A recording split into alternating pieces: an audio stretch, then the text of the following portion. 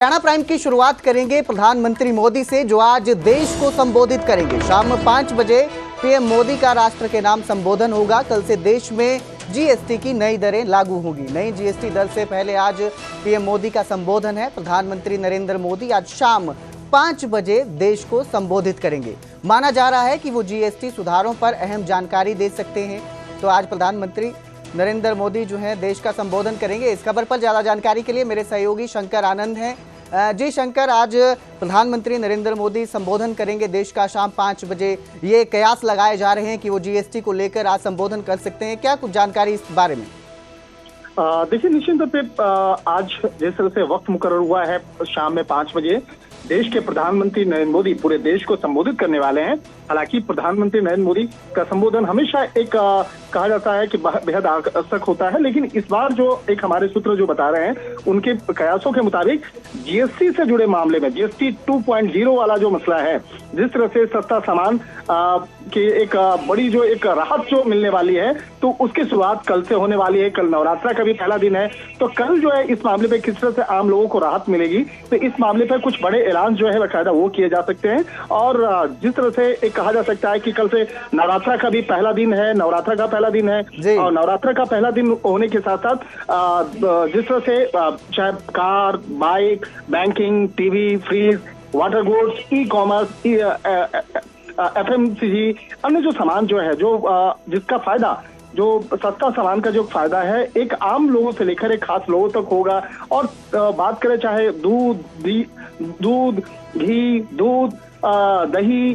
Rail में बिकने वाले जो पानी के बोतल, इस इत्यादि जो तमाम जो सामान जो सस्ते हो रहे हैं, तो उसका एक आम लोगों पर क्या फायदा होने वाला है, आपके घर का बजट जो है वो कितना और बेहतर होने वाला है, तो इन तमाम मसलों को भी लेकर प्रधानमंत्री ऐलान कर सकते हैं। हालांकि प्रधानमंत्री का संबोधन हमेशा एक सरप्राइजिंग एलिमेंट के तौर पर जाना जाता है। प्रधानमंत्री नरेंद्र मोदी अपने देश के लोगों के लिए और उसके विकास से जुड़े कई ऐसे महत्वपूर्ण संदेश एक सरप्राइज के तौर पे भी देते रहे हैं, और कहा जा सकता है कि ऐसे मसलों पर कुछ और भी बड़े ऐलान कर सकते हैं। तो एक तरह से कहा जा सकता है कि एक तरफ देखा जाए जी चुनावी समय है, दूसरी तरफ देखा जाए तो एक त्योहारों का जो सीजन है, जैसे अब नवरात्रा कल से स्टार्ट होगा, उसके बाद दीपावली है, छठ है, इत्यादि कई ऐसे फेस्टिवल लगातार चल रहे हैं।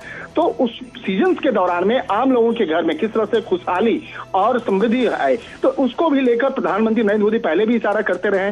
लेकिन मुझे लगता है कि इस मामले पर कई ऐसे बड़े ऐलान जो है वो किए करेंगे, जिसका फायदा आम लोगों को, खासतौर पर आम लोग के साथ साथ जो मध्यम वर्गीय जो व्यापारी वर्ग हैं उनको भी काफी फायदा होने वाला है। तो उन तमाम चीजों का एक बड़ा ऐलान हो सकता है।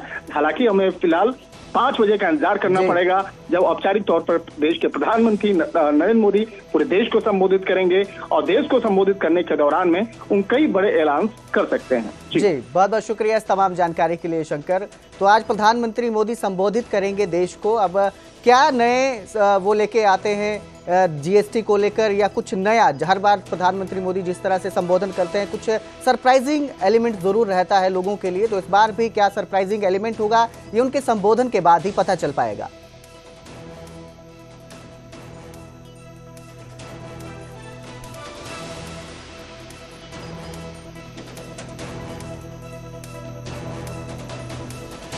एक अक्टूबर की बजाय अब हरियाणा में 22 सितंबर से फसलों की खरीद शुरू होगी।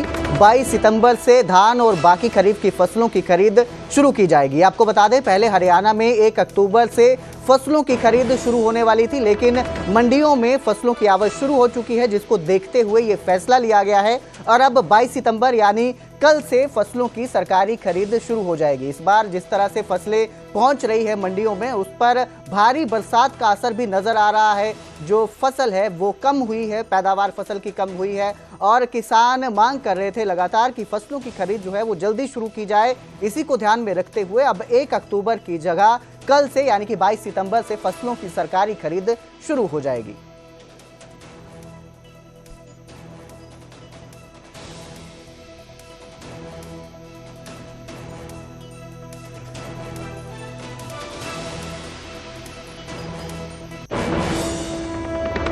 तो तो वहीं मुख्यमंत्री नायब सिंह सैनी ने कुरुक्षेत्र के लाडवा में लोगों की समस्याएं सुनी और 72 टीबी के मरीजों को गोद लिया। अगर एक सक्षम नागरिक टीबी के मरीज गोद लेगा तो ये बीमारी खत्म हो जाएगी। मुख्यमंत्री नायब सिंह सैनी ने ये कहा है। उन्होंने कहा कि एक मरीज को गोद लिया जाए तभी टीबी की बीमारी खत्म होगी। उन्होंने साथ में ही कहा कि जो टीबी के मरीज गोद लिए गए हैं उन सभी को पौष्टिक आहार की किट पहुंचाएगी। आगामी 6 महीने तक पौष्टिक आहार की किट पहुंचाई जाएगी। इसके साथ ही प्रतिमाह 1000 रुपये मरीजों के खाते में सरकार भेज रही है। शुभकरण फाउंडेशन ट्रस्ट के अध्यक्ष को भी उन्होंने सम्मानित किया। इसके साथ 9000 किट बांटने पर प्रशंसा पत्र देकर उन्हें सम्मानित किया है। कुरुक्षेत्र जिले में पिछले 3 साल के दौरान 9000 किट बांटी गई है। इसको लेकर जो है शुभकरण जो ट्रस्ट है उसको सम्मानित किया गया। फाउंडेशन के जो अध्यक्ष हैं उनको सम्मानित किया गया है। इसके साथ ही मुख्यमंत्री ने 72 टीबी के मरीजों को गोद लिया है जिन्हें पौष्टिक आहारों की किट पहुंचाई जाएगी।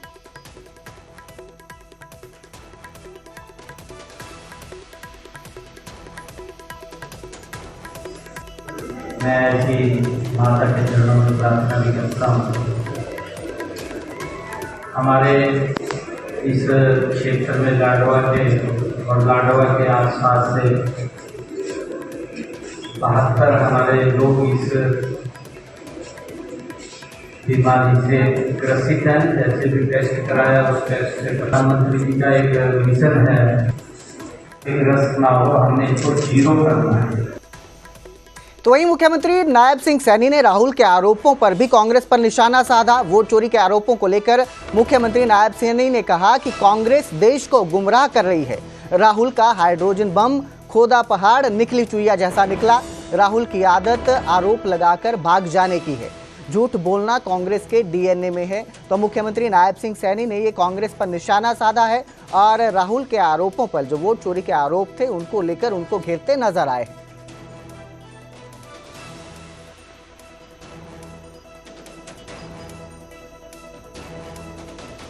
तो मुख्यमंत्री नायब सिंह सैनी ने कांग्रेस पर यह निशाना साधा है। राहुल गांधी ने वोट चोरी के आरोप लगाए हैं जिसको लेकर सीएम सैनी ने कहा कि राहुल की आदत है कि वो आरोप लगाकर भाग जाते हैं। गर्व का दिन है। आज हिसार की इस पवित्र और ऐतिहासिक भूमि से प्रादेशिक सड़क उत्थान परियोजना का आज शुभारंभ हो रहा है। मैं सबसे पहले गुरु जम्बेश्वर जी महाराज को मैं शीश नवा करके प्रणाम करता हूं। आज इस प्रादेशिक सड़क उत्थान परियोजना में हमारे पीडब्ल्यूडी